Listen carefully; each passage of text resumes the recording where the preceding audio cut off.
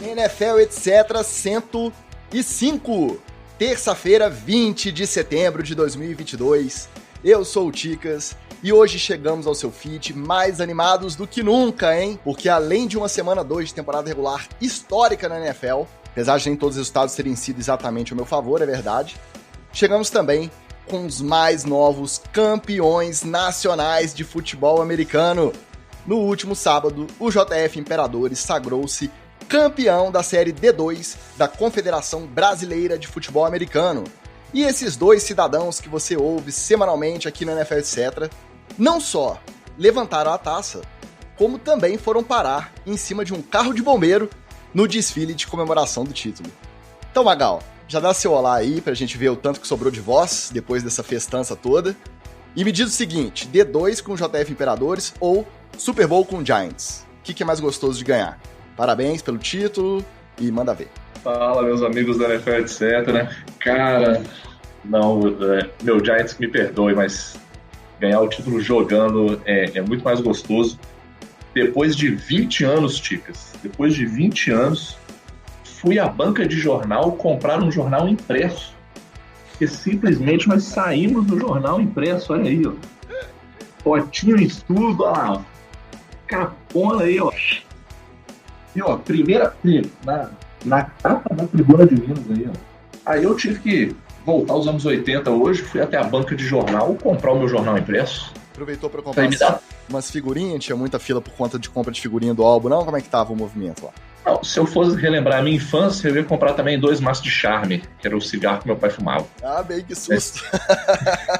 Aí meu pai, naquela época, você mandava criança de 8 anos ir na banca comprar cigarro, né? Não tinha problema nenhum. Mas, Ticas, cara, emoção indescritível, cara. Indescritível. Nunca imaginei, sendo muito sincero. Assim. Chegamos aqui, teve carreata, subi no carro de bombeiros. E vou ser muito sincero, cara. Minha ficha não caiu depois do jogo. Não caiu a ficha na volta do ônibus. Não caiu a ficha enquanto eu estava no caminhão do Corpo de Bombeiros. A minha ficha caiu quando eu desci do caminhão do Corpo de Bombeiros. Aí eu chorei igual uma criança. Comemorei. E aí que realmente eu me dei conta, assim, do que tinha acontecido, cara. Foi absolutamente emocionante. Assim. Eu ainda tô meio... A minha voz já voltou, eu fiquei sem voz no dia do jogo. Mas eu ainda tô meio nas nuvens ainda. Isso que você é um cara que tem anos aí no futebol americano já de disputa, já tá, né, nessa ralação, nessa de ganhar uma, perder outra, já passou por time grande também lá de Brasília e tudo. Agora, e você, Wallace?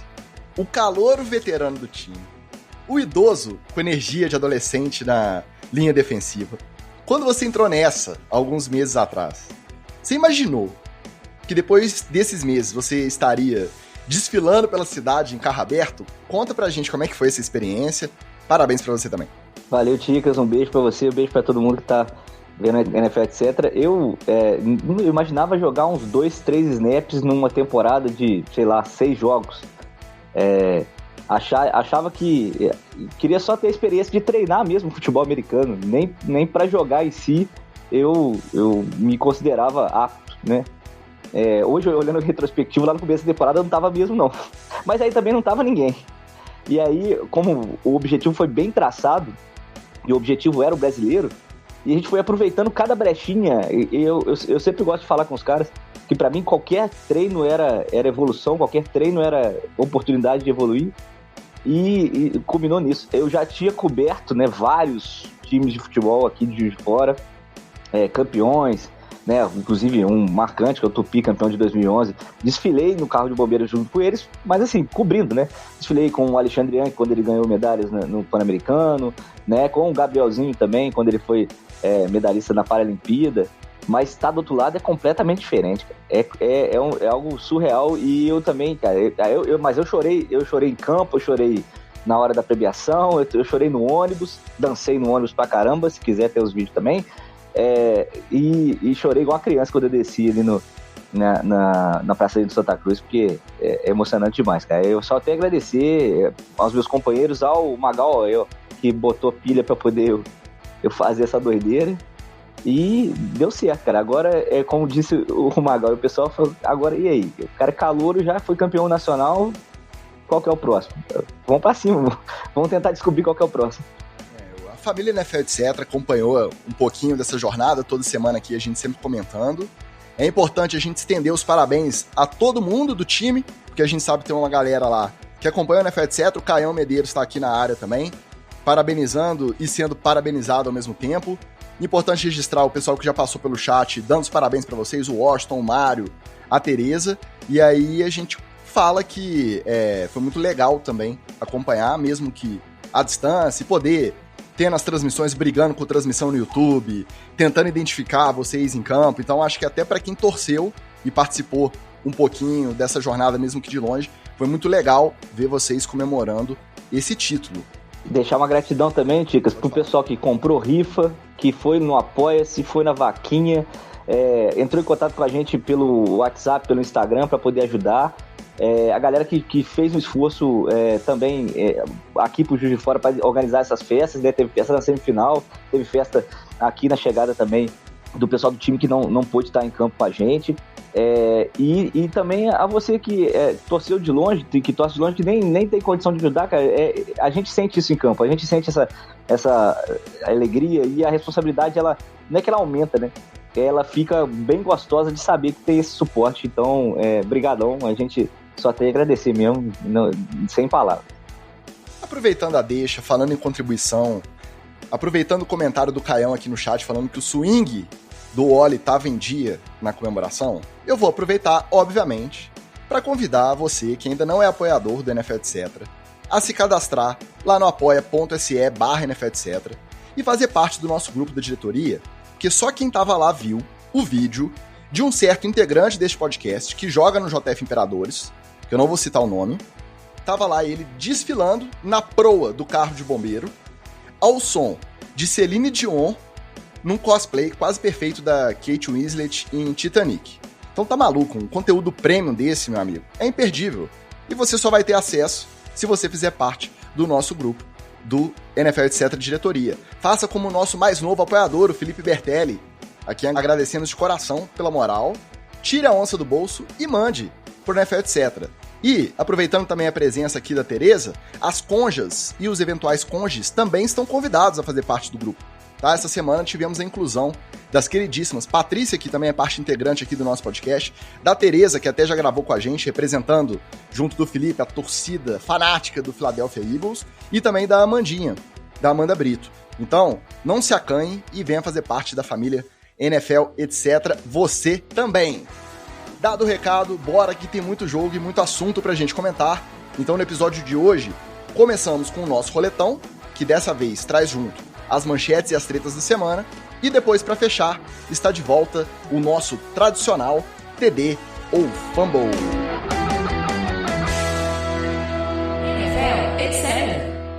Uma boa noite para o Marco Túlio, que também chegou no chat já perguntando sobre as viradas. Infelizmente, não tem jeito, tem que começar pela virada mais sinistra, pelo jogo da semana, que deu ruim para mim, mas pelo menos deu bom para o Oli. Então, alguém da NFL, etc., acabou feliz. Sempre que tem um NFL, etc., bowl, alguém sai triste, alguém sai feliz. Dessa vez, foi o meu dia de ficar triste.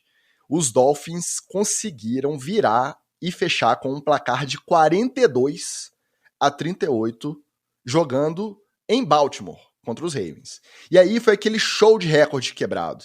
O Lamar foi o primeiro quarterback da história a correr e a lançar para TDs de mais de 75 jardas.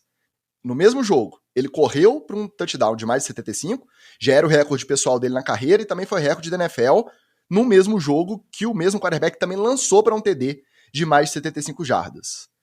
O Tua, primeiro quarterback dos Dolphins a lançar para mais de 6 touchdowns desde o Dan Marino. Mais uma do Lamar. O Lamar passou o Michael Vick em mais jogos com mais de 100 jardas corridas na história da NFL. Então tá no 5º ano de carreira e já passou o Michael Vick com mais jogos correndo para mais de 100 jardas.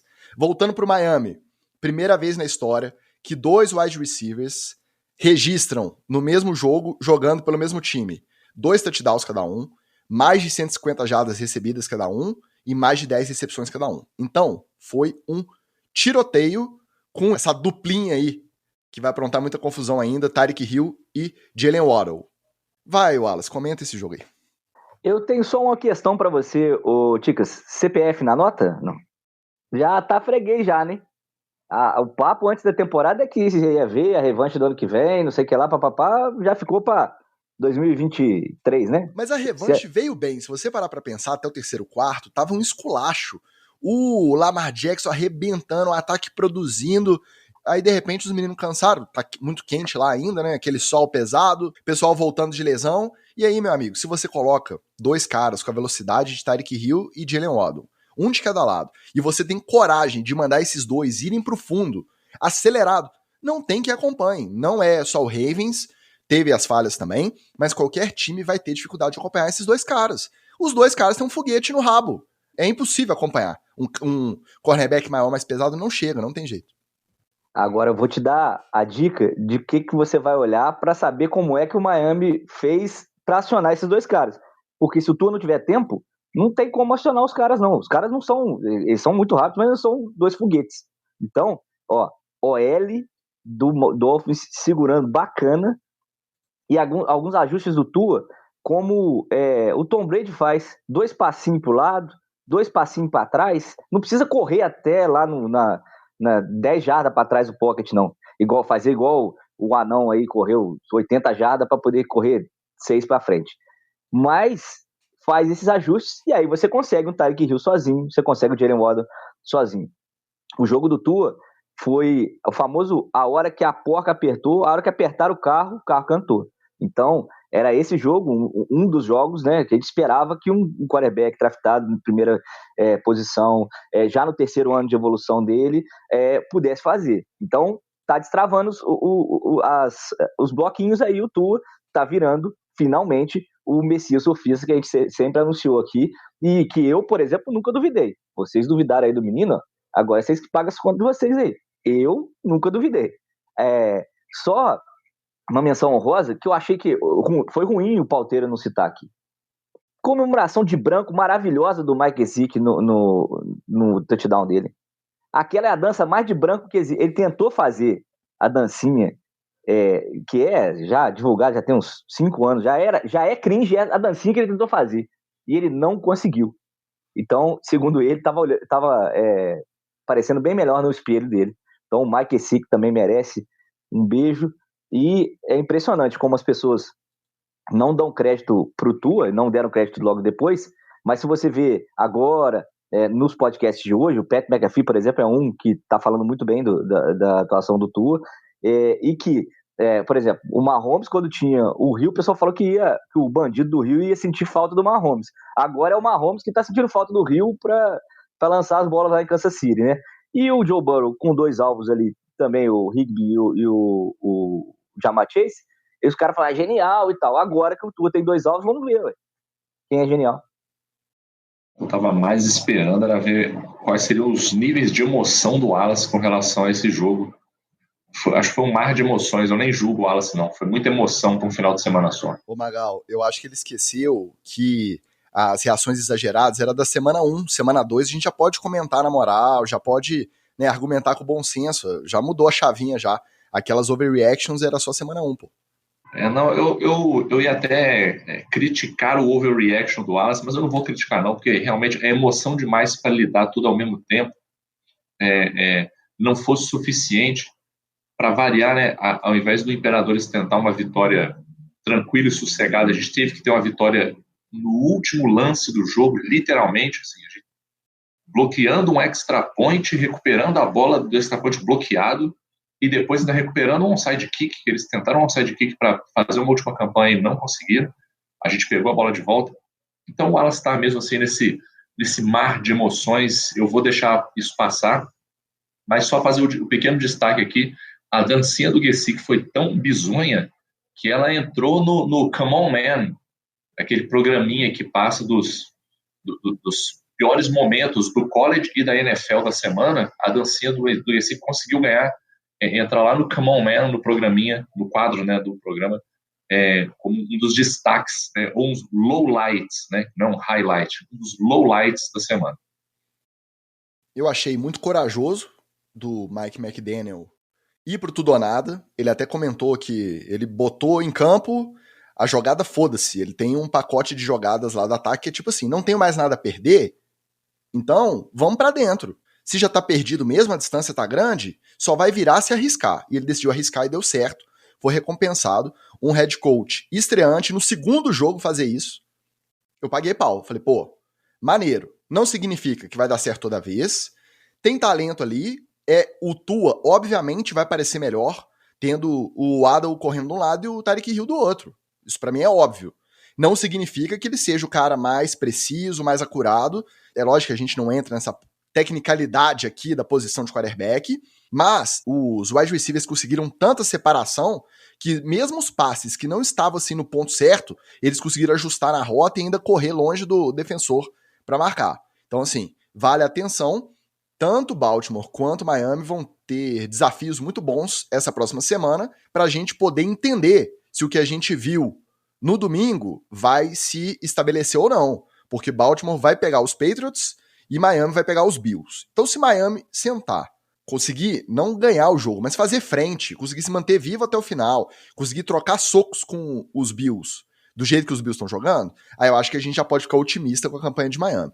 E Baltimore, do outro lado da moeda, se perde para os Patriots, se não consegue fazer o seu jogo render, os Patriots batem na bolinha que eles estão batendo, por mais que seja franquia, que merece respeito, super bem treinado e tal, mas não estão jogando muita bola. Se Baltimore perde, aí o alerta acende de vez. Mas a virada e os recordes vão ficar para a história como um dos melhores jogos aí de temporada regular que a gente viu recentemente, logo numa semana 2. E falando em virada, essa semana foi repleta, né? Agora eu vou até lembrar com saudade. A dor de cotovelo aí. Saudoso. Vou aproveitar a presença do Marco aqui, que tá zoando todo mundo, mas o time dele conseguiu perder para os Jets, tomar uma virada de mais de 13 pontos no 2-minute warning, dentro dos 2 minutos finais do jogo. Os Jets conseguiram fazer um touchdown, chutar um sidekick, recuperar e fazer outro touchdown. Sob o comando de quem? Dele mesmo. Joe Flacco, maravilhoso, meu amigo, maravilhoso, maravilhoso. E aí o que chamou atenção nisso tudo ainda foi o seguinte, o Nick Chubb, quando ele conseguiu uma corrida longa, ele podia ter simplesmente deitado na linha de 5, na linha de 1 jarda, os Jets não tinham mais tempo e o jogo ia acabar com os Browns na frente. Só que aí ele decidiu entrar na endzone, devolver a bola, tomar a virada. É difícil o cara calcular isso, mas eu acho que o técnico não pode deixar passar. Quando ele chama a corrida, ele tem que virar e falar assim, meu amigo, ganhou espaço, foi pro campo aberto, acabou o jogo. Conseguiu o first down, acabou o jogo. Não precisa fazer o touchdown. O que você achou, Magal? Eu achei que isso aí foi o efeito Jets, Chicas. Se fosse contra qualquer outro time, o cara ia falar, pô, vamos deitar aqui, garantir o resultado e pronto. Mas aquele saborzinho de, porra, é o Jets, né? Vamos pra dentro. O Jets vai virar pra gente aqui. O Joe Flacco mandando esse ataque. Pelo amor de Deus, não vai, né? E o problema da soberba é esse, né, times? Esse é o problema da soberba. Um dia, ela puxa o seu tapete.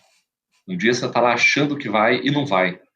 Então, por um lado, eu achei bem feito. Como eu falei na semana passada, esse ano, todo castigo pro Browns é pouco. Então, ter perdido pro Jets de virada, no finalzinho assim, eu achei a cereja do bolo. Estou cada vez mais simpático ao New York Jets. Wallace, é muito fácil o pessoal cornetar o Joe Flacco, mas se fosse o Zach Wilson ali, você acha que eles conseguiriam virar esse jogo? Não, acho que é difícil um quarterback mais jovem assim controlar os nervos nessa hora. Eu acho que a presença dele tem uma virada, e é muito legal que eu vi esse jogo pelos highlights, né? Eu não vi ele ao vivo. Então, você vai ver, só dá Browns. Só Browns. Aí, de vez em quando, tem um DD aí do Jets. E tal. Aí, no finalzinho, é uma avalanche. Parece que alguém editou, deixou os 2 minutos na íntegra, porque não tinha como editar os lances, né? E aí, é isso que todo time da NFL treina. E aí, volta a importância do Joe Flacco. Todo time tem esse 2-minute drill. Treina esse finalzinho aí acelerado e tal, pra quase nunca dá certo. Quase sempre tem uma jogada que falha. E o Joe Flacco foi perfeito. E aí, só pra relembrar como que a história muda de uma semana pra outra, ainda mais no começo da temporada, que as coisas ainda não estão muito bem definidas. Semana passada a gente falou que o responsável pela vitória dos Browns foi o Cade York, que chutou um field goal para 58 jardas, sendo estreante, a estreia dele na NFL. Ele cravou um field goal para 58 jardas, não é um field goal fácil, levou os Browns à vitória. Quando o Nick Chubb cruzou a endzone, na hora de chutar o extra point, o mesmo KJ Wark errou o chute. Então ele permitiu a virada dos Jets sem prorrogação, porque a distância, em vez de ir para 14, ficou em 13 pontos. Aquela coisa de uma semana para outra, tudo virado avesso. Depois que os Jets perderam para os Ravens na semana 1, o Robert Saleh virou e falou que acreditava no trabalho e que ele estava tomando nota de todo mundo que estava criticando. Aí ele virou chacota na imprensa, todo mundo, nossa, tá tomando nota, tá guardando. Ele falou, keeping receipts, tá guardando os recibinhos para depois mostrar na cara. Na semana seguinte, uma virada. Improvável, você olha os Jets perdendo de 13 pontos no two-minute warning, com Joe Flacco under center, tá lá, viraram para cima dos Browns. E aí, vocês comentaram todo o castigo do Browns ser pouco. O Marco Túlio, que sempre tá aqui com a gente, ele é torcedor dos Browns, mas é um cara consciente, que faz as críticas devidas, e ele comentou aqui que a maior vergonha não foi a virada, foi uma parte da torcida que foi pro estádio com um manequim, numa situação de massagem ali, não vou nem entrar nos detalhes, se você tiver curiosidade, você procura aí. E eu vi muita gente generalizando esse tipo de torcedor, esse tipo de perfil, essa galera que tá, não é nem passando pano, é essa galera que tá fazendo chacota de uma situação que é muito grave, muito séria, e generalizando isso pra torcida inteira dos Browns. Cara, você não pode fazer isso. Na sua família, no núcleo familiar que você tem aí próximo, tem gente que você não põe a mão no fogo. Tem gente que fecha com o errado. Tem gente que você não confia, que na internet ou na vida pessoal faz coisas que você desaprova. Você não pode pegar meia dúzia de otário que tava fazendo ali, fizeram uma barraquinha, né, como se fosse uma maca de massagem, zoando a situação. Você não pode pegar essa meia dúzia de otário e extrapolar para milhões de torcedores da franquia. Por quê? O Deshaun Watson vai passar, a comissão técnica vai passar, o front office vai passar e provavelmente os donos vão passar em algum momento. E o time vai continuar. Então, é lógico que a gente fica revoltado, eu vi a cena também, eu fiquei muito puto, a gente torce contra porque a gente não quer ver o cara que se dispõe a fazer isso num jogo, na arquibancada de um jogo, a gente não quer ver ele saindo feliz e satisfeito no final. Mas, calma lá também, não vamos extrapolar, porque a torcida é muito grande, tem muita gente que não tem nada a ver com isso, que não aprova as atitudes do time, mas que ao mesmo tempo também não vai deixar de torcer e de perder essa relação que foi constituída às vezes numa vida inteira, por conta de um episódio que daqui a pouco também o cara já vai ter saído e vai ser esquecido. Então, calma lá. E o Browns tá fazendo de tudo para poder abafar isso, né? Voltou com o duendezinho lá, no elfo lá no meio do campo, para poder tentar uma pauta mais positiva e tal, dar uma afastada do negócio. E aí o cara acaba voltando com a pauta tacando na cara do time, né? É triste. A minha dúvida é se agora eles vão desfazer a pinturinha do Brownie The Elf do campo, porque a estreia não foi boa, não. Deu azar, né? Falando em duendes, anões e... Não, sacanagem, pô. O Kyler Murray também conseguiu promover uma virada daquelas. Só que você que estava assistindo no Red Zone Nacional pelo Star+, você não conseguiu ver a virada. Por quê? Isso foi surreal. Quando o jogo foi eu nunca vi acontecer. Simplesmente falaram que o mesmo jogo que eles transmitiram durante a faixa inteira do Red Zone não tinha o direito na prorrogação. Na verdade, eles não falaram. Porque se a transmissão falasse, ó, vamos encerrar por aqui porque não temos o direito da transmissão. Aí você corre atrás do linkão, você vê onde que tá passando, você dá seus pulos, você acompanha naquele intervalo. Eles ficaram falando que estavam com problemas técnicos, talvez nem eles tenham entendido o que aconteceu. A galera viu o Cardinals também, pela primeira vez desde não sei lá quando, tirarem 16 pontos de diferença no último quarto. Então eles fizeram 2 touchdowns e converteram 2 vezes para 2 pontos para conseguir forçar a prorrogação. A última conversão de 2 pontos com o cronômetro zerado. Aquele ânimo, aquele êxtase do jogo, caiu a transmissão do Red Zone Nacional. Então teve esse parênteses aí. Mas o Kyler Murray, no melhor estilo Curupira, nas outras temporadas também foi assim, né, Wallace? No começo da temporada ele tava naquela correria e achava o cara, a gente falava até MVP. E esse foi mais um jogo daqueles que faz valer o contrato. A gente pensa, não, aquele contratão que o Cardinals deu pro Murray valeu a pena. Não, e dificilmente você vai ver uma pessoa correr tantas jardas para tão pouco espaço e para tão poucos pontos, né? Que foi para 2 pontos empatar o jogo e aí realmente levar o Cardinals para a prorrogação. Cara, eu só posso pensar que era a dificuldade dos defensores de achar o Kyler Murray, porque ele é muito baixo, né? E o pessoal tá bloqueando ali, uma hora você sai do bloqueio, mesmo que você seja até mais fraco do que o OL, você consegue se desvencilhar e vai atrás do QB. Impressionante, ele foi para um lado, foi para o outro, voltou para o meio, fingiu que ia lançar umas 3 vezes e ele mesmo correu com a bola. Então, assim, ele gastou aí pelo menos uns 3 jogos de Kyler Murray. Agora ele vai ficar devendo aí, pode abaixar aí 3 jogos da temporada e vai ficar devendo. Os dados dessa jogada que você citou foi a primeira conversão de 2 pontos.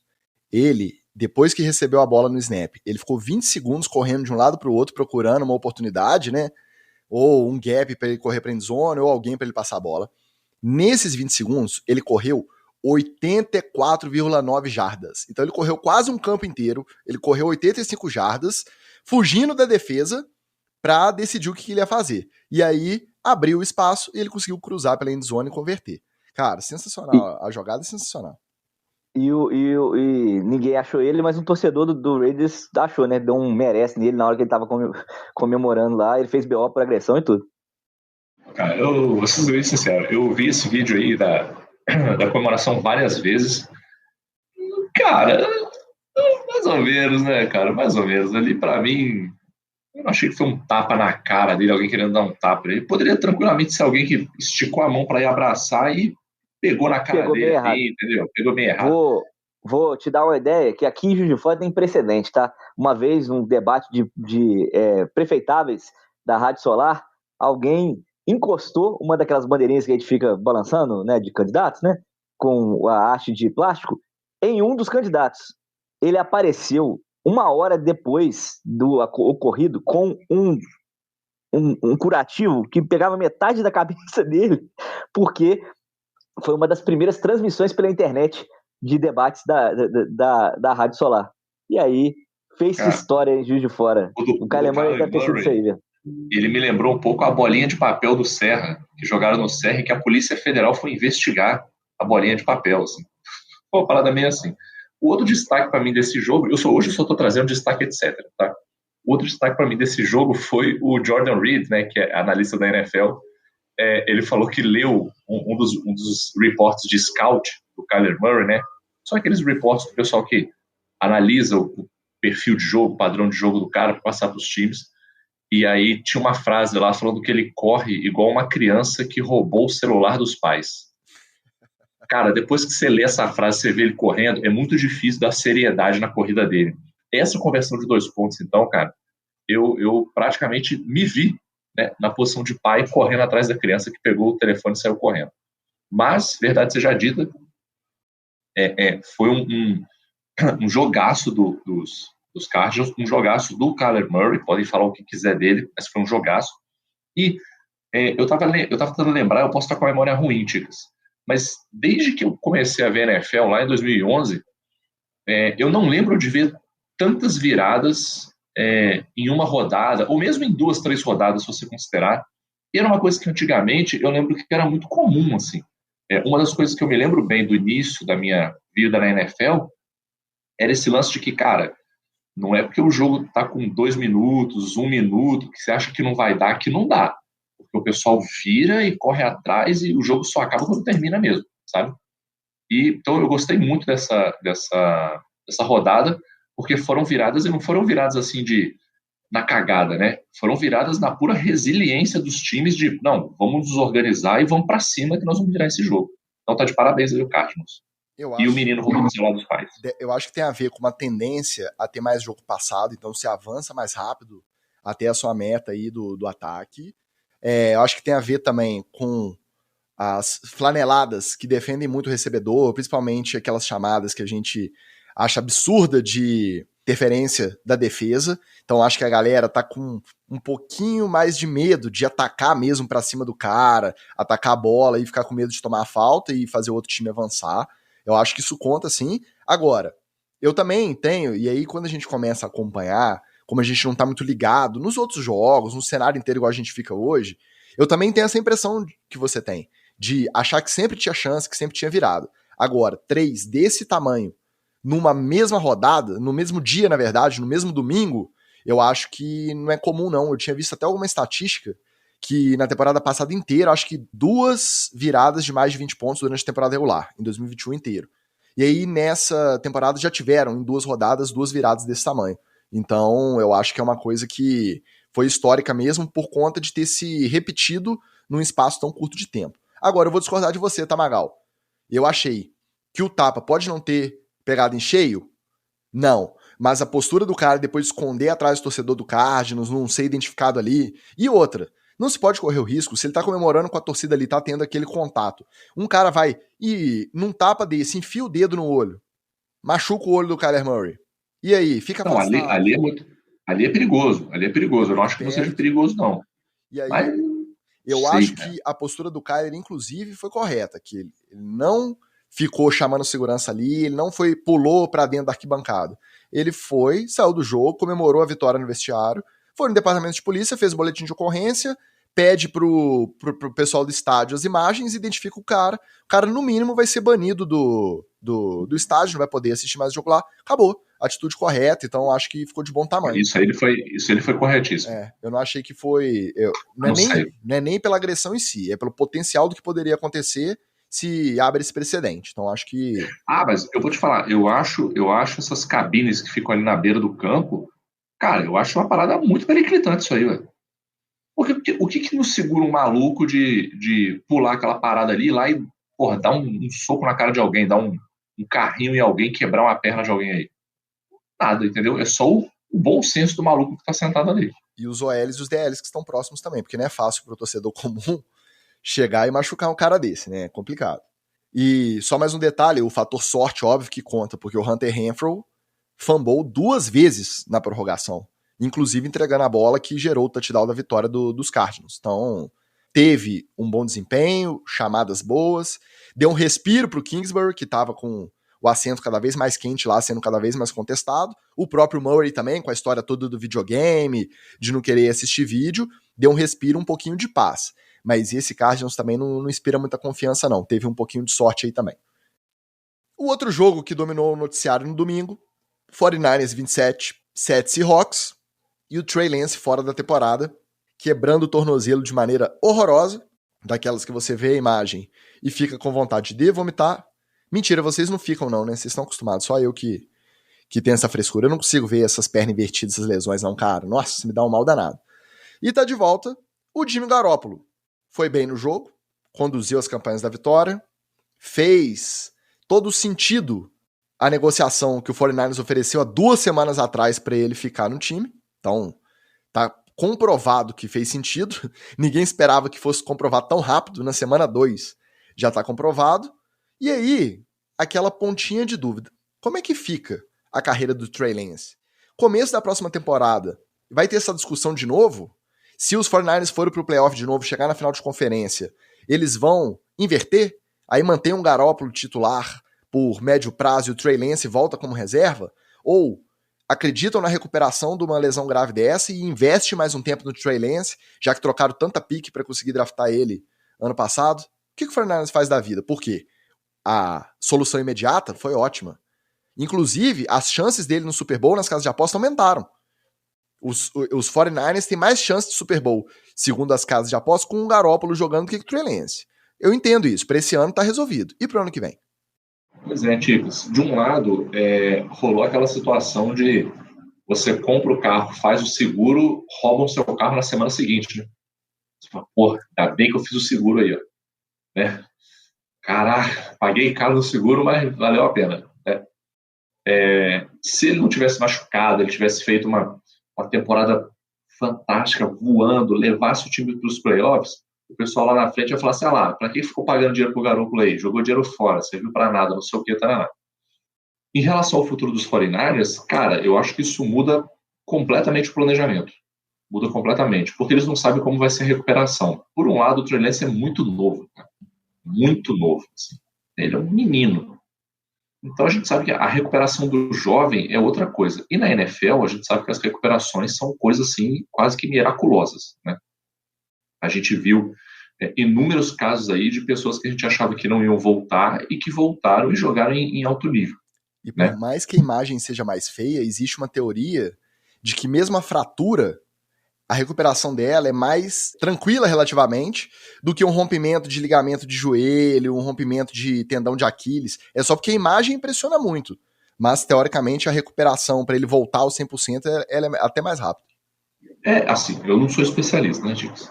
Mas o que o pessoal costuma falar, e que eu sei também, assim, do nosso dia a dia de futebol americano, é que fratura de osso, assim, cara, ficou no lugar, calcificou, tá zero. Lavou, tá novo, entendeu? Ligamento, tendão, é que costuma ser uma parada um pouco mais complicada, porque não fica aquela coisa ali 100%, né? Mas eu acho que o Trey Lance tem boas chances de voltar a treinar e de voltar a jogar. Se ele volta em alto nível, em baixo nível, não depende só da recuperação física. Depende também de como é que fica o psicológico dele, a confiança dele, né? E existe uma questão também de mercado, né, Tigres? Porque ele vai demorar muito tempo para se recuperar. Quando ele voltar, ele vai ser um QB inexperiente, com um certo tempo de liga, voltando de lesão. Será que essa é uma combinação que vai ser interessante para os times? Será que vai ser interessante para o 49ers?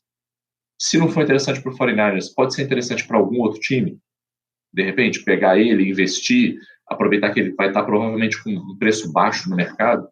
Então, eu não sei. Eu acho que é uma virada de chave aí no futuro dos 49ers que não dá para a gente programar. O que eu acho que os 49ers vão fazer é o famoso semana a semana, né?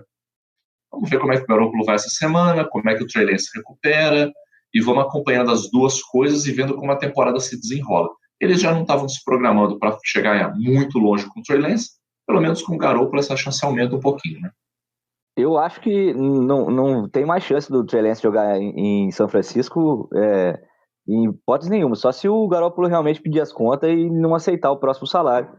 Ainda mais nessa hipotética situação, ele chega no playoff de novo. Aí, meu querido, o São Francisco vai ter que pagar o que ele puder para o Garoppolo vai exigir até título de propriedade de metade do time, porque ele foi escanteado, né? Vamos combinar que os caras jogaram ele fora, né, em temporada. Só não jogaram fora de verdade porque tinha aí uma amarrazinha no contrato, eles estavam ali ainda meio em dúvida do que se o Trey Lance ia engatar ou não, e essa contusão pro Garoppolo é uma chance de mostrar, esfregar na cara de todo mundo que ele é um quarterback de elite que pode levar o time a playoffs. Agora também é outra desastre se não rolar, né?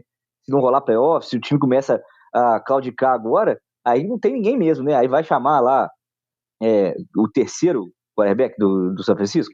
Não vai, né? Agora, que novidade, hein? Alguém machucou em São Francisco, hein? Pelo amor de Deus. Aí você vê a diferença de um time bem administrado para um mal administrado. Se os Browns tivessem tido a postura que o 49ers teve com o Garoppolo lá na época da treta com o Baker Mayfield, era pro Mayfield estar conduzindo esse time aí pelo menos até a semana 12, 13. E se bobear, ia até o final, porque se ele fosse bem, ele ia até o final. Mas aí a treta lá, não tô sendo valorizado. O Garoppolo não, chegou lá, conversou e falou assim, ó, a gente respeita seu trabalho, você não é o nosso plano pro nosso futuro, a gente oferece isso, você topa? Topo sim, tá lá, vai jogar a temporada. Não parece que ninguém ficou com mágoa do outro, estão fazendo negócio ali, tá cada um cuidando do que é melhor pra você e beleza, os dois lados toparam, vão pro jogo, entendeu? E aí pode ser, calha de ser campeão do Super Bowl aí esse ano. Eles vão trazer o Trey Lance pra ser titular no ano que vem? Não. Vai ser Garoppolo aí, meu querido, pra mais pode 4, chover, anos.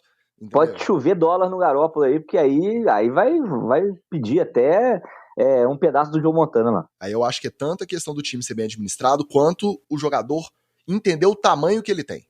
O Garoppolo entendeu. Pô, eu vou ficar aqui de backup. Eu não tive nenhuma proposta pra ser titular em outro lugar, que vale a pena. Por que eu não vou ficar aqui? Aqui eu já conheço, eu tenho chance de entrar, e eu posso entrar e fazer um bom trabalho. Vai dos dois lados aí essa questão de mandar bem. Agora, é triste, né? O Trey Lance não tinha garantia nenhuma de se estabelecer na carreira sem machucar. Aí num dia ele tava lá no strip club jogando dólar nas danadas. No dia seguinte, virou o tornozelo ao contrário, tá fora da temporada e não sabe o que vai ser da vida. Então podia ter economizado pelo menos essas doletas aí, né? Falando de lesão, outra que chamou atenção lá no Thursday Night Football, bom jogo, tá? Troca de socos aí até o final. Chiefs 27-24 Chargers. E aí, o Justin Herbert caiu em cima do capacete do defensor que o sacou, levantou meio dolorido ali, foi correr pro first down, não conseguiu nem jogar a bola fora, nem cruzar a linha, nem fazer o slide. Aquela preocupação de ter fraturado na costela, alguma coisa assim. Depois ainda fez um passe maravilhoso pra touchdown, sem conseguir andar direito. Foi pro raio-x e o diagnóstico, que nem saiu, acho que nem no dia seguinte, só saiu no fim de semana, foi fratura de cartilagem. Vocês já tinham ouvido isso? Fratura de cartilagem? E até hoje tá essa aí. Não sabe se vai jogar essa semana, não vai, mas foi muito preocupante, não só pela saúde do Josh Herbert, mas pensando na campanha dos Chargers, que tá todo mundo de olho como um dos favoritos aí da AFC. A gente sabia que esse jogo ia ser um tiroteio danado, mesmo sem o Chargers desfalcado do Allen, né? Então, realmente ia ser esse tiroteio e cumpriu. Agora, o Herbert não tem condição nenhuma de jogar, não, gente. Ele terminou o jogo ali porque estava quente, porque ele estava já na partida. Se esfria 5 minutinhos ali, ele deve ter sentido uma dor absurda. E deve estar tomando infiltração até hoje para poder aguentar respirar. Tem um detalhe. Fala, Ticos. O médico do time que autorizou ele a voltar em campo e o eventual médico que está aplicando infiltração nele é o mesmo que perfurou o pulmão lá do Tyrod Taylor e fez o Josh Herbert começar jogando no primeiro jogo da carreira dele, que ele era banco. É o mesmo. Inclusive, esse médico está sendo processado pelo Tyrod Taylor por más práticas, porque o Tyrod Taylor ficou afastado lá, perdeu o contrato, perdeu o dinheiro que ele tinha pra ganhar dos Chargers. Então tá processando mesmo. Esse aí ele é o Nick Riviera, aquele médico dos Simpsons. Aquele do bigodinho, tá ligado? É possível esse cara, não. Ele é o concorrente do Dr. Hibbert, né? No Simpsons. Então, ele é a versão mais barata do Dr. Hibbert. Então, mas pelo menos do Herbert ele gosta, né? Ele não gostava do Tyrod Taylor, ele deu uma estocada lá no pulmão dele. Mas voltando aqui a análise do time em si, perde muito, né? Sem o Herbert e sem o Allen, né? A gente não sabe se o Allen vai poder voltar e tal. O Chargers, ele cai da primeira prateleira dos times aí, que o cara é capaz de bater de frente com o Chiefs ainda desfalcado, para um time da terceira prateleira aí, vai penar se não tiver o seu QB titular e nem o seu wide receiver número 1. É muito difícil que o Chargers consiga uma boa temporada, né? Engatar pelo menos 1, 2 vitórias aí, esperando 4 jogos aí para um dos dois voltarem. É muito difícil que isso ocorra. E o Chiefs é o Chiefs, né, cara? É impressionante como o Mahomes consegue fazer esse time jogar e a química com o Kelsey é muito boa, e o Clyde Edwards-Helaire correu a vida. Realmente, o Chiefs é um time que consegue se reinventar de temporada para temporada, e a gente acha que agora não vai rolar e tal, os caras estão lá nas cabeças. O Chiefs realmente é um dos times mais resilientes que tem na NFL, né? Fez viradas aí, saiu de jogos muito complicados, praticamente desde que o Mahomes entrou, né? E isso não é uma questão de tática ou de técnica, né? Isso é muito psicológico do time, o senso de liderança que o QB tem, a forma como a defesa se posiciona também. Então é uma questão muito mais mental aí do que efetivamente técnica. Óbvio que a técnica também ajuda. Sobre o Herbert, a vantagem dele é que ele foi classificado como dia a dia, né? Então ele não está fora, ele não está injury reserve, ele não está nada disso, ele está no dia a dia. Então, eles estão checando dia a dia o quanto que é possível ele jogar ou não.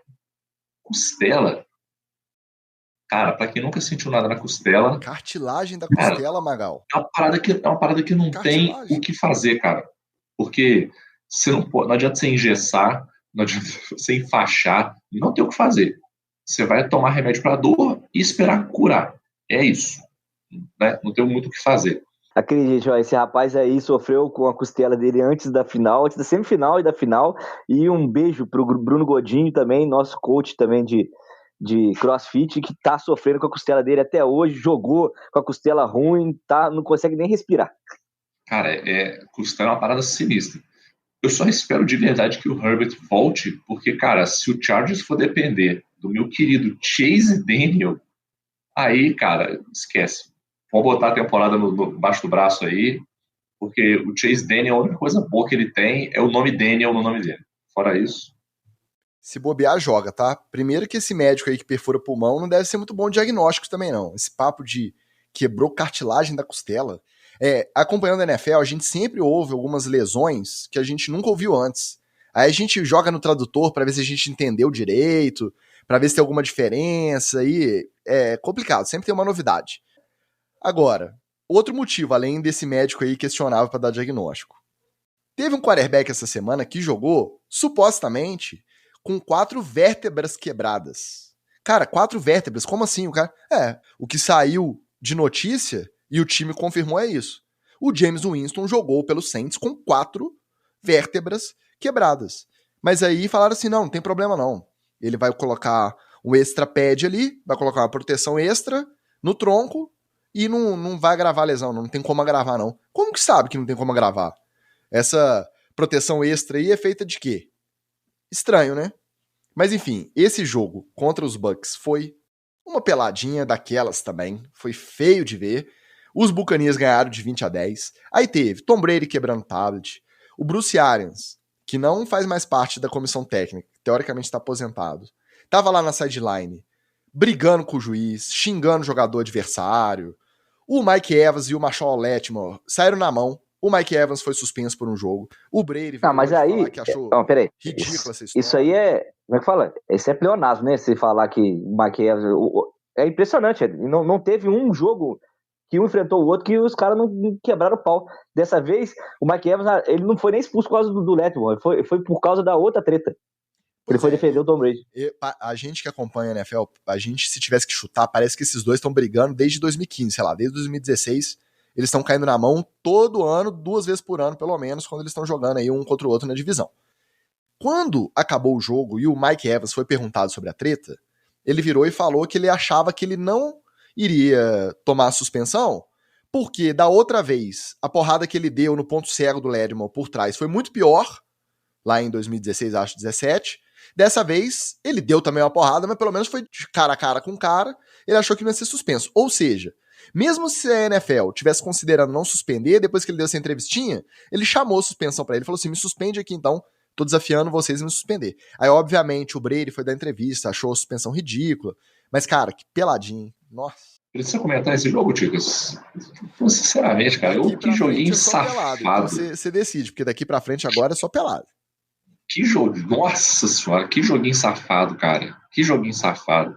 Mas, eu vou ser sincero, me desconcentrou o quanto que o Tom Brady tá magro, cara. Meu Deus do céu, cara. Parece que ele tá saindo uma doença. Alguém tem que dar um sanduíche pra esse homem. Não é possível. Ele tá só na base de eletrólito lá. Ele não tá aguentando, não. Alguém faz uma polenta pra esse homem. Um caldinho de fubá. Que não é possível, cara. Ele parece que ele não aguenta ficar em pé, ainda mais ficando irritado. Ele daquele jeito, comendo mal, ficando irritado, não tem como. Ele tá inclusive prejudicando. Se a TB12 fosse uma empresa de capital aberto, o valor da ação tinha caído com certeza. De ver a cara do método do jeito que ele tá uma parada absurda. Mas não é o método, agora, né, Magal? Isso é o divórcio, pô. Não tá dormindo direito. Eu acho que ele não tá conseguindo se dedicar o suficiente ao método, ter as 12 horas de sono, beber os 12 litros de água, porque ele tá preocupado aí com os advogados do divórcio, pô. O que eu tô sentindo, Ticas, é que deve estar começando a bater um arrependimentozinho nele de não ter aposentado. Porque desde que ele começou, tudo bem, a temporada começou agora, né? Mas desde que ele tomou essa decisão de não aposentar, só teve dor de cabeça. Só teve problema.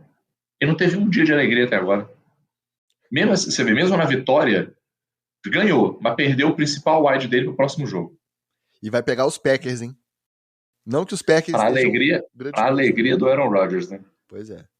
Ah, e tem um detalhe. Nessa confusão aí de folga no training camp, tá no divórcio, não tá magrelo, esquálido, ia aposentar, não vai, o time confirmou que oficialmente ele tá dispensado de treinar às quartas-feiras. Quarta-feira, ele tá de folga. Um time desse pode chegar e ganhar o Super Bowl, Alves?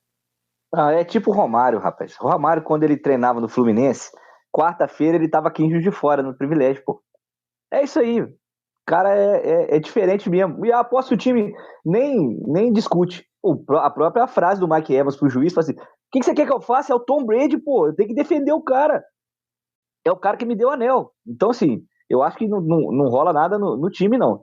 Agora, tá difícil mesmo a situação. O cara tá cadavérico. É difícil mesmo. Os caminhos do coração não têm sido bacanas com o Tom Brady. Tá num momento espinhoso da vida dele. Eu acho melhor ele tomar cuidado com o físico, né? Porque Se vier uma porrada do jeito que vem, sempre, com aquele esqueleto ali, não vai ter mãe me dói, não. O cara vai empacotar mesmo. Será que um dia, depois que ele aposentar, a gente vai ver alguma imagem dele, estilo Ronaldo Fenômeno, em cima de um iate barrigudo, fumando com a garrafa de vodka na mão? Isso me lembra que o Chris Sims, da NBC, ele sempre comenta que ele analisa se o cara tá bem ou mal fisicamente, olhando o quadril e a bunda do cara. Aí ele falou, Tom Brady, meu amigo, essa temporada já era, acabou. Tá zerado de bunda ali, não tem nada, tá seco, tá um graveto, acabou. O Tom Brady esse ano não vai dar nada. Imagina, o cara analisa quarterback, mecânico, fica vendo filme, fica olhando a bunda do cara pra falar se o cara tá em condição, e já falou, pra esse ano Tom Brady corre risco de lesão porque tá sem bunda. Maravilhoso. Ué, se o porta-mala não tiver em um dia, você não consegue trocar de direção fácil, nem segurar a pancada no quadril, não, rapaz. Porta-mala que faz o quadril ali, nheco. Agora, a defesa dos Bucks está sinistra. Então, se for longe, independente aí do extracampo, dessas confusões, pode botar na conta da defesa também, porque a defesa tá sinistra. Mas jogou contra o quarterback que tava com 4 vértebras fraturadas e tem o Tyson Hill no banco, um ornitorrinco que nem assim entra, né? Tá beleza lá no Saints. Isso é verdade. Você não queria falar dessa pelada? Então fala aí de Giants 19-16 Panthers, Magal. Mas fala a verdade, é muito bom ter técnico, né? Fala a verdade. Aí o clubismo de vocês bate muito forte, né? Como é que vocês botam no início da pauta das peladas o primeiro jogo do Giants? Ele devia estar pra cima, né? Tudo bem. Cara, eu já falei semana passada, não tem como não estar dabolizado. Estou dabolizado, 100% dabolizado. Não tem como, cara. Esse homem é um gênio. Ele dançando no vestiário depois do jogo, cara. Aquilo ali é a pura energia de campeão, aquilo é energia de campeão. Se você me falar, eu vou ver essa mesma cena em fevereiro, eu não duvido. Ele ali, animadão, pá, dançando com os caras. E mais velho e dançando melhor que o Gesicki. Mais swing e simpatia que o Gesicki, tá? Ainda tem essa. Mas aí eu também, pô. Aí tá fácil, eu também. Exatamente. Mas brincadeiras à parte com o querido Dabol, cara, foi um jogo, um pouco mais jogo de Giants, né? Passar um cagaço, um medinho, vão perder em casa, perder pro Baker Mayfield, brincadeira, hein? Mas, felizmente, o time mostrou resiliência, conseguiu virar, a defesa ajudou também, apesar que o corpo de linebackers do Giants ainda é uma desgraça, né? E o único linebacker decente que tinha lá, eles mandaram embora. Então, a gente sempre fica com esse buraco no meio do campo, né? Eu acho que a linha está fazendo um trabalhinho honesto, os DBs estão fazendo um trabalho honesto também, mas esse meio de campo ali do Giants, isso é uma tristeza, cara. Isso não vai ter solução. Isso vai ser dor de cabeça daqui até o final da temporada. Mas, vitória, né? Estamos aí 2-0. Beijos para quem falou mal. Desde 2016 não começava uma temporada 2-0, hein? Eu sei. Isso quer dizer alguma coisa? Não, né? Então tá bom. Vamos lá, agora vamos em bloco para as próximas peladas, vai. Patriots 17, 14 Steelers. Essa também foi dura. E ela acabou como? Com um ex-jogador dos Patriots que tá agora nos Steelers, retornador, Gunnar Olszewski. Durante a semana ficou falando que ia se vingar do time, blá, blá, blá. Jogada decisiva, fez o famoso Muffed Punt. Traduz o Muffed Punt aí pra mim, Magal. É o vacilou no chute. Vacilou ali na hora de pegar o punch, deixou os Patriots ficarem com a bola e eles conseguiram chegar para chutar o field goal da vitória. Chicas, esse é o terror dos técnicos, cara. Porque o que você fala pro cara é o seguinte: tá com segurança de pegar a bola? Pega. Tá com algum nível de dúvida? Pede fair catch e deixa o pau quebrar. Aí o maluco não faz nenhuma das duas coisas. Ele tenta pegar e faz a merda. Entrega. Aí o resultado tá aí. E aí a preocupação, a gente imaginou que Trubisky e suas dancinhas, dança Maurício Kubrus, não iriam muito longe e pode ir até menos do que a gente imaginou. Acho que não demora a gente ver o Kenny Pickett lá nos Steelers não, viu? Outra peladinha danada, Cowboys 20, 17 Bengals. A linha ofensiva dos Bengals continua uma desgraça também, uma tristeza. e já estão falando que o Cooper Rush é melhor do que o Dak Prescott. E Broncos 16-9 Texans, no sufoco no final, para os Broncos conseguirem assegurar a vitória, tomando vaia da própria torcida na estreia do técnico e do Russell Wilson jogando em casa, com direito à torcida cantando alto a contagem regressiva do relógio da jogada, porque o Nathaniel Hackett tomou uns 2 delay of game, gastou tempo porque não viu que o relógio estava zerando, isso para chutar field goal, você imagina para armar o ataque. E aí já tá todo mundo com o pé atrás também com o Hackett, o que vai ser dele como treinador.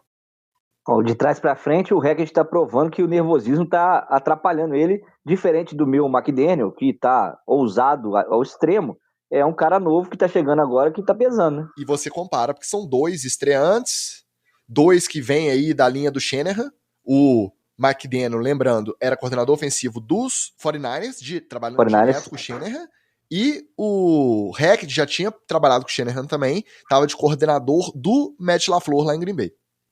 Exatamente. Então, os caras da mesma árvore, mesmo estilo, e aí um tá sabendo tomar decisão, inclusive mais ousada se precisar, e o outro não tá sabendo nem contar o relógio, né? Então, tem que abrir o olho, porque é mais preocupante isso do que o desempenho do Russell Wilson em si. O jogo do Cowboys com o Bengals, a linha do Bengals continua tentando matar o Joe Burrow, desde do Super Bowl a gente viu isso, né?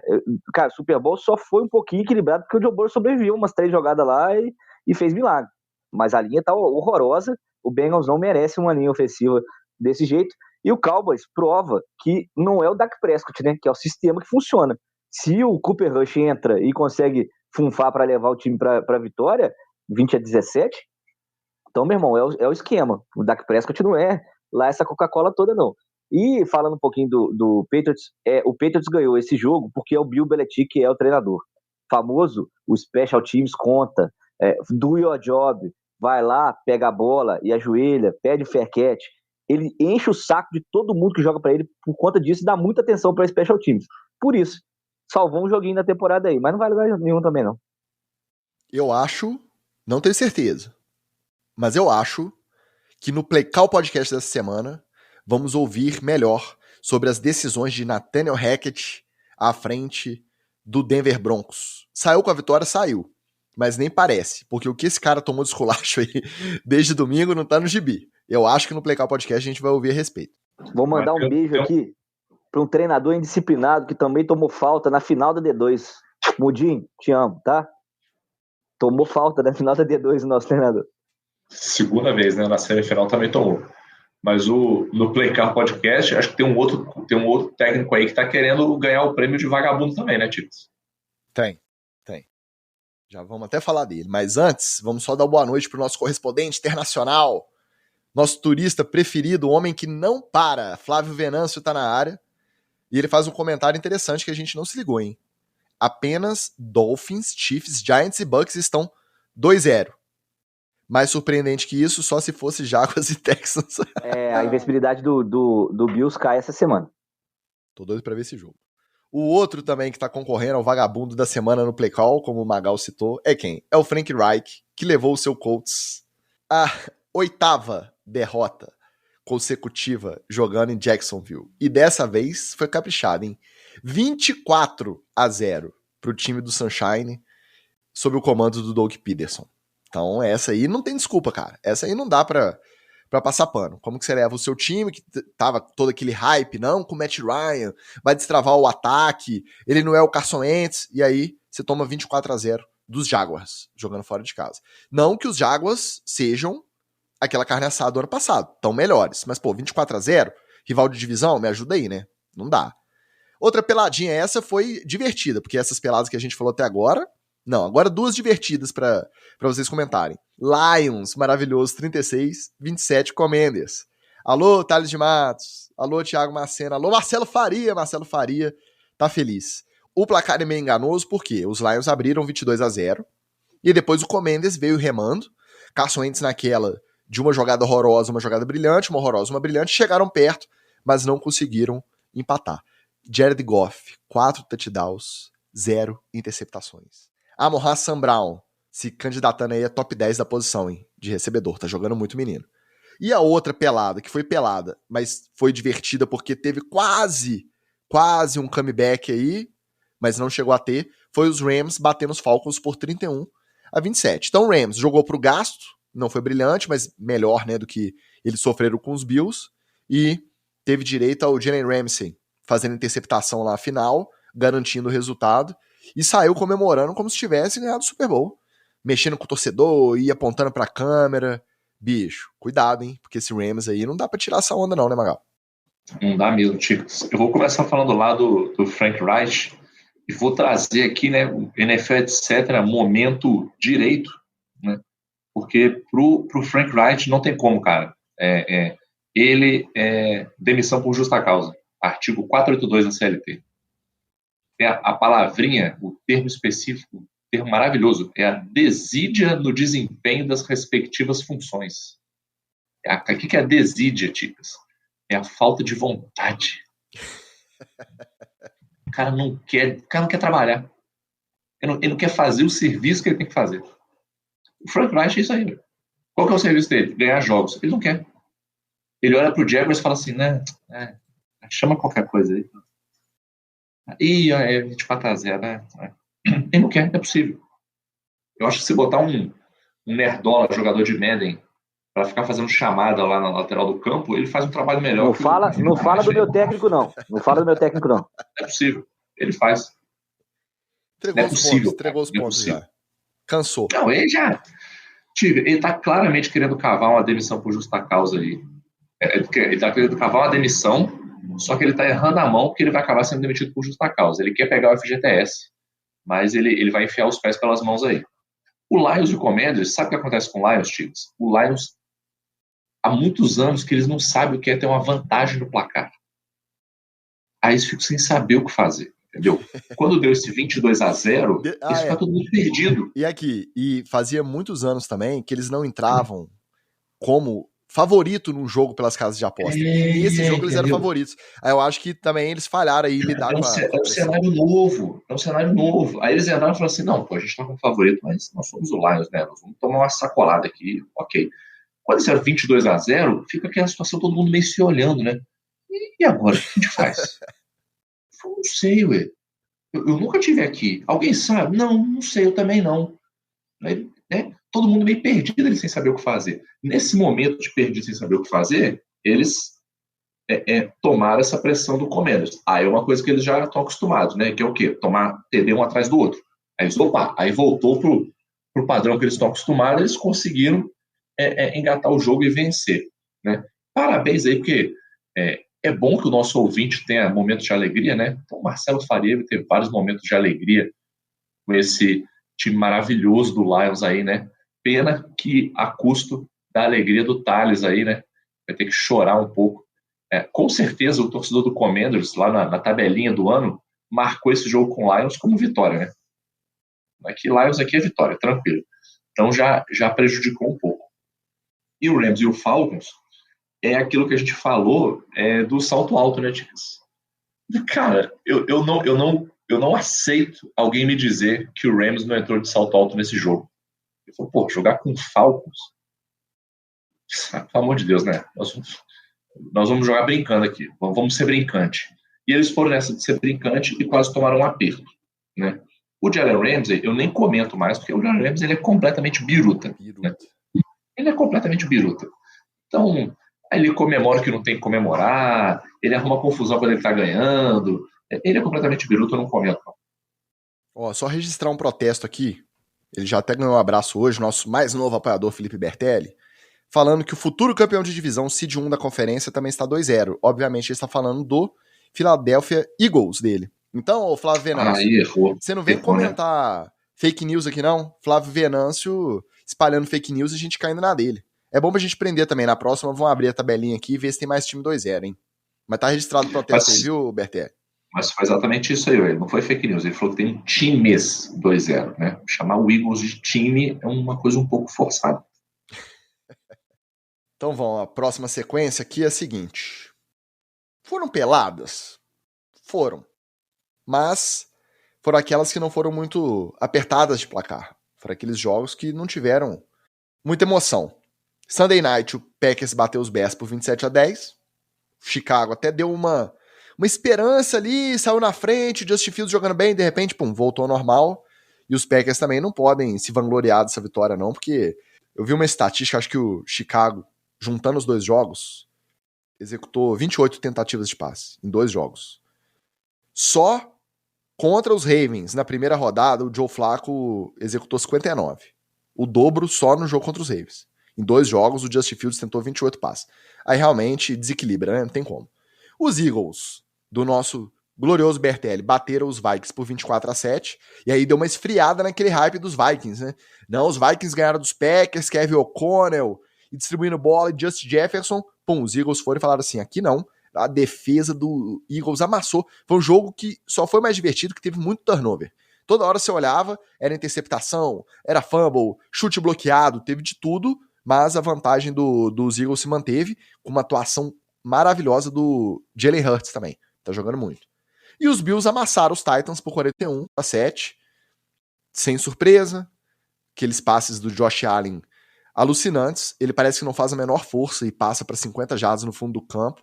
No lugar certinho pro Stephon Diggs, como se não fosse nada, assim, brincando.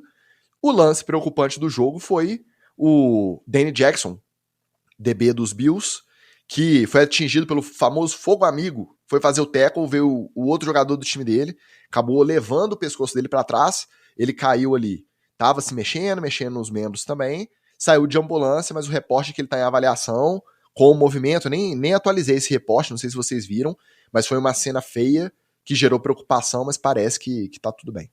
Não, a notícia que a gente tem de última hora aqui é que ele vai passar por mais testes, mas foi até liberado já para repousar em casa, então não é nada mais grave, né? A gente espera que não dê nenhum inchaço nas próximas 24 horas aí e tal, dê uma regredida no quadro.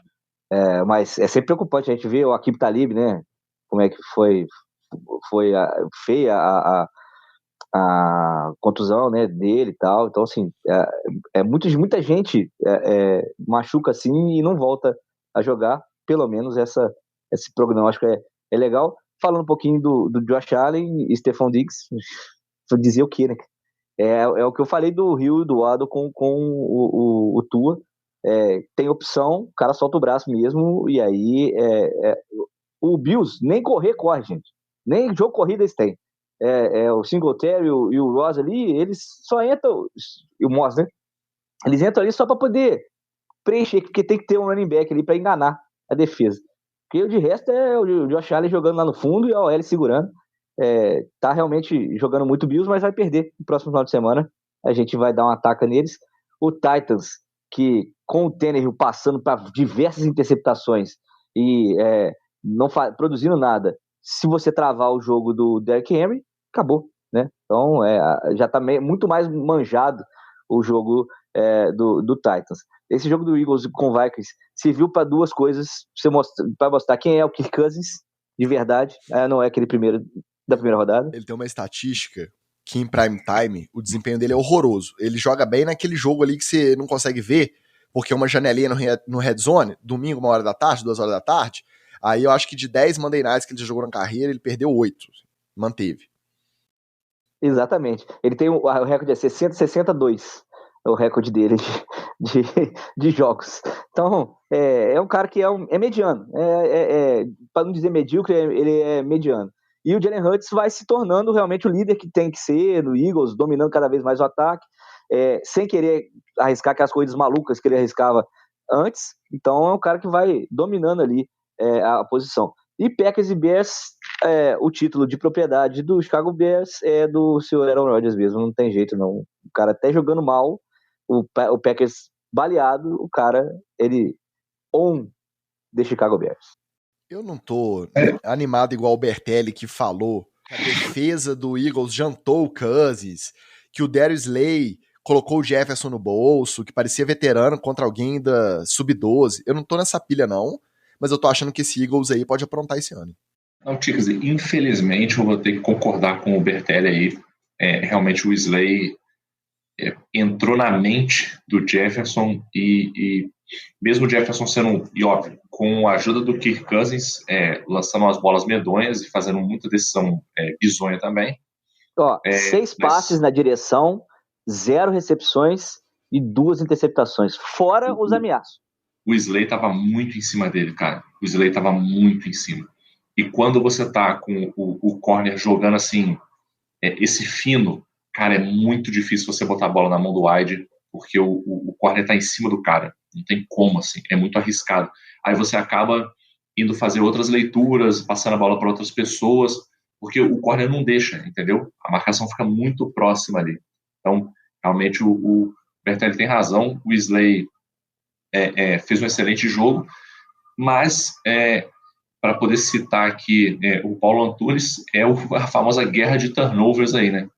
Quando você entrega muito turnover, cara, não tem como você ganhar o jogo, assim. É impossível, porque o turnover não tem o efeito só do jogo em si, vai ter o efeito psicológico também de botar um balde de água fria na sua campanha, né? E aí, cara, tem que ser muito resiliente para entregar muito turnover e ainda assim vencer um jogo. Encerrado o nosso roletão, passamos mais uma vez por todos os 16 jogos da rodada. Já tô esperando começar as semanas de bye ali, porque a gente diminui um pouquinho o bloco. Mas não saia daí, porque ainda tem o quê? Ele está de volta. TD ou Fumble?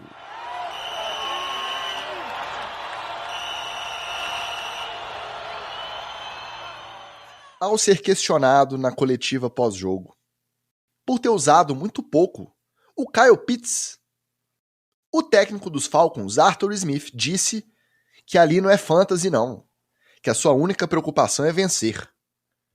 Resposta atravessada, que esculacha de uma vez só a imprensa, os torcedores que jogam e até a própria liga que o emprega. Por quê? Porque essa própria liga incentiva o jogo do fantasy. É TD ou fumble? Um mega fumble, né, Ticas? É um fumble múltiplo, né? Além de falar mal do seu empregador, né? Falou mal do jogador também, né?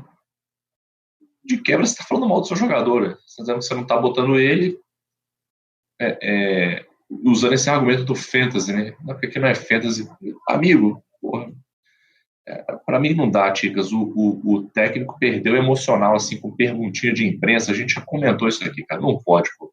Parte do trabalho do cara é saber lidar com a imprensa. O cara fez uma pergunta safada.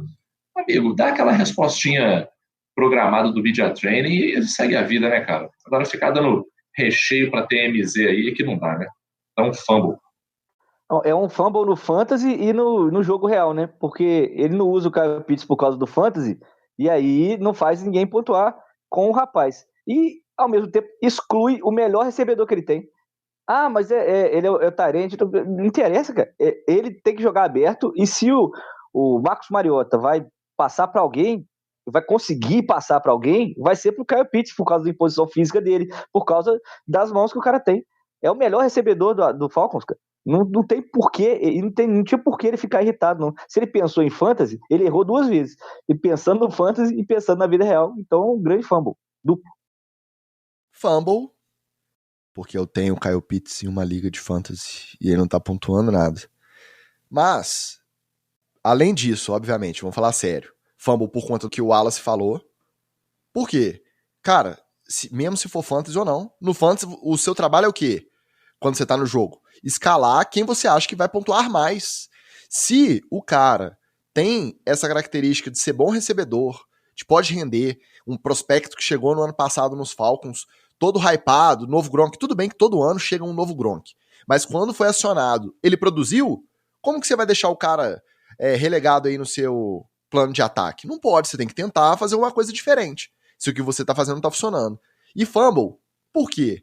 Cara, a minha opinião sobre o Arthur Smith tá virando do avesso do ano passado pra cá. Porque no ano passado, cada entrevista dele que eu vi ele conversando com o jornalista e tal, parecia um cara super ponderado, respondia tudo na moral, parecia ter boas ideias, parecia que tava numa vibe maneira.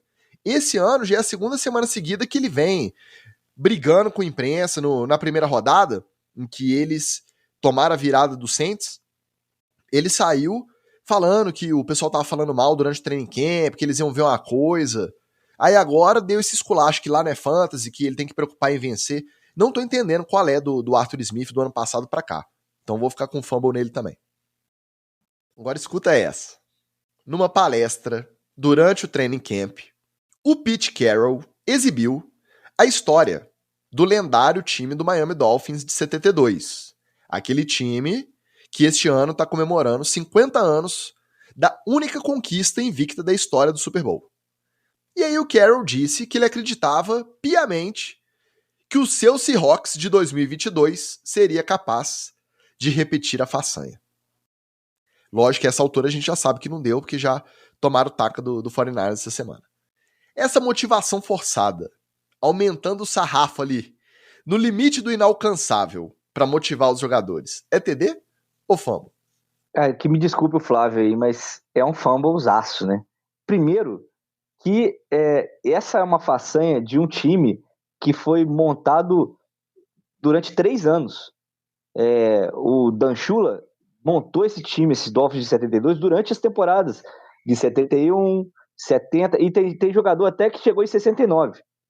Então, isso foi sendo construído ao longo do tempo. E mais, uma temporada naquela época tinham 13 jogos até a conquista do Super Bowl.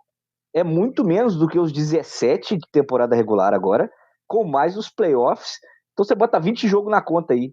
Essa é uma façanha que provavelmente ninguém vai repetir por causa do volume de partidas e por conta da condição física dos atletas. Não vai rolar, né? Então, você pode botar os seus objetivos lá no alto, mas, por favor, faça como a comissão técnica e a presidência da diretoria do Imperadores. Coloca esse sarrafo onde você consiga alcançar. Pô, vamos tentar ir bem no Brasileiro D2. Olha, ir bem no Brasileiro D2 deu o título pra gente. Beleza. Agora, ninguém falou lá no Imperador e falou assim, não, vamos tentar bater o Galo FA e ser campeão da D1 agora, porque a gente entra no playoff, chega lá e bate nos caras mesmo. É impossível, cara. Então é um fumblezaço. Pete Carroll tá maluco. Pete Carroll, não tenho nem palavras pra você, meu filho. Nem palavras, cara. Completa. Até a parte do vamos nos motivar com a campanha do Miami, show. Acredito piamente que o Seahawks esse ano... Aí, desculpa, não. Aí você acaba gerando o efeito contrário, né? Porque você tenta uma motivação tão alucinante que você desmotiva a pessoa que você está querendo motivar. Eu falo assim, não, o velho tá de brincadeira, não é possível. Então, eu acho que ele acabou gerando o efeito contrário. Então, para mim, é fumble também. É meio que chamar o próprio jogador de otário, de bobo. É o que a gente fala, o Tom Brady dá as dele ali, que a gente acha meio exagero, mas a gente acredita que ele sabe qual jogador vai ser motivado na porrada, qual jogador vai ser motivado no amor. Agora o Pete Carroll fala isso pros jogadores dele, pô, eu tenho que ser coerente aqui também. Se eu dou fumble, quando o Mahomes vem com esse papinho de que o Chiefs vai levar um Super Bowl invicto, quando o próprio Brady, eu acho, falou que trocaria um anel do 7 que ele tem por uma temporada invicta conquistando um título invicto. Provavelmente não superou ainda 2007, né, Magal? Eu dou fumble pros caras, porque parece fora da realidade. Isso com 2 dos melhores quarterbacks, provavelmente, da história, e com 2 times fantásticos. Aí o Pete Carroll fala isso, ele olha pro lado, ele vê o Gene Smith, ele olha pro outro, ele vê o Drew Lock, e ele fala isso sério pra motivar os caras? Porra, tem que dar fumble, né? É o Ibis tentando ser campeão mundial, né? É isso aí. Exatamente, é muito fora da realidade. E aí a gente tem que começar a desconfiar da sanidade. É o Belichick lá com 70 e tantos, que não consegue nomear um coordenador ofensivo, fica nessa teimosia. O Pete Carroll alucinando no training camp, falando que o Seahawks 2022 tem capacidade de ganhar um Super Bowl invicto. Tem que começar a se preocupar com os velhinhos, né, Felpa? Pra gente fechar o nosso TD ou Fumble. Na estreia da temporada, o Von Miller chamou a atenção, não só pelo ótimo desempenho, ele moeu o seu ex-time, os Rams, nesse reencontro, mas ele também chamou a atenção por um corte de cabelo bem pouco usual, vamos dizer assim.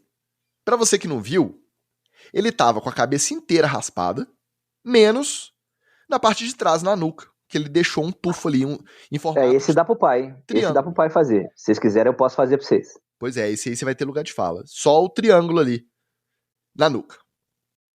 E aí, ele foi perguntado se tinha algum significado, corte de cabelo, tal. Lembrou muito Ronaldinho na Copa de 2002, né?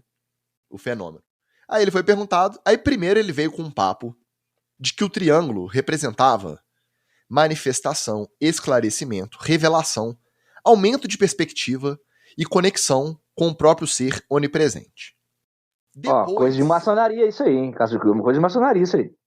Aí depois ele mudou a versão, Wallace. Depois ele falou que não era nada disso, que na verdade cada ponta representava um membro da família. Uma ponta seria ele, uma ponta seria o irmão e a outra ponta seria o pai, numa forma de homenagem aí com esse símbolo do triângulo.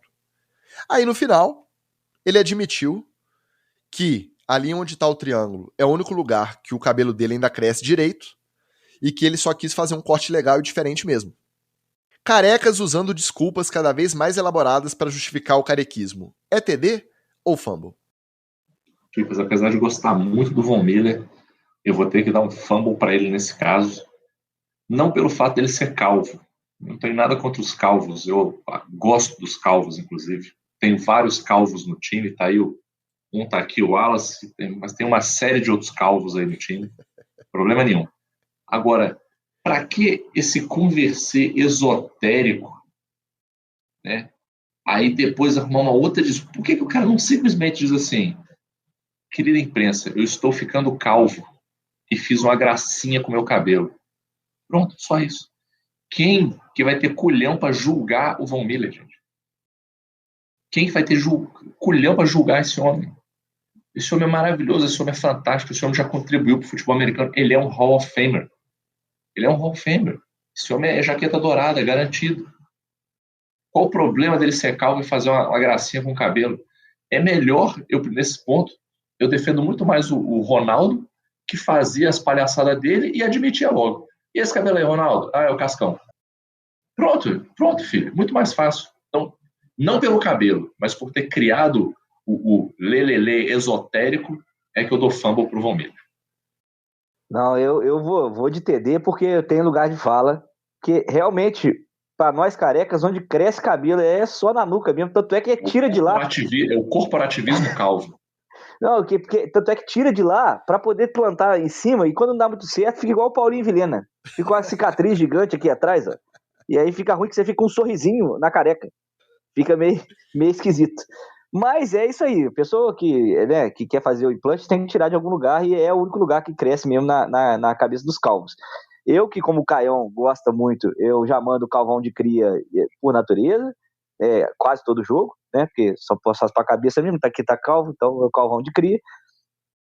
Seria muito feliz se pudesse fazer essas explicações que o Von Miller deu aí para o triângulo na nuca dele. E só para contar a história e não deixar no ar, o Ronaldo, quando na Copa de 2002 fez o Cascão lá, que ele nomeou o Cascão, foi uma ideia do Rodrigo Paiva, então seu assessor e assessor da CBF, para poder evitar as perguntas sobre o joelho do Ronaldo, que estava meio bichado na Copa de 2002, ele já estava tomando infiltração de novo, lembra que ele voltou de uma contusão do joelho para poder jogar a Copa de 2002, e aí nos treinos, né, nos treinos pré-Copa, antes da estreia, eles criaram essa diversão porque estava começando, né, todo mundo a falar do joelho, e aí ele mete um corte, todo mundo vai no Cascão e esquece do joelho do menino. Mas é TD. Eu vou dar TD pelos mesmos motivos que o Magal deu fumble. Exatamente os mesmos motivos.